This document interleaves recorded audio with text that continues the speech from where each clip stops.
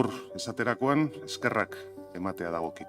Jende askori eskerrak emate. Denik eta behin, Donostiarrei. Zuen konfidantzagatik. Nere udal taldeari. Legealdi honetakoa eta aurreko legealdietakoak. Eta baita zinegotzi taldearekin lanean egon diran gertuko laguntzaileei. Zuek zerate, hemendik aurrera gehien faltan botako dudana.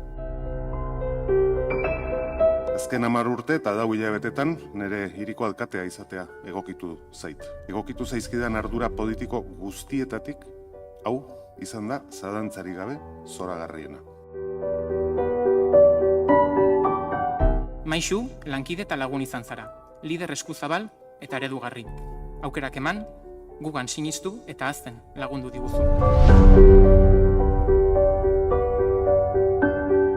Nire alderdiari, Eusko Alderdi Jeltzaleari, hautagai izateko aukera eman zidalako.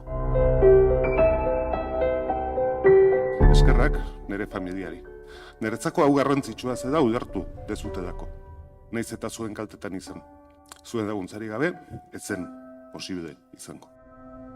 Euskeraz esaten dugun bezala, gaizki esanak barkatu eta ondo esanak gogoan hartu.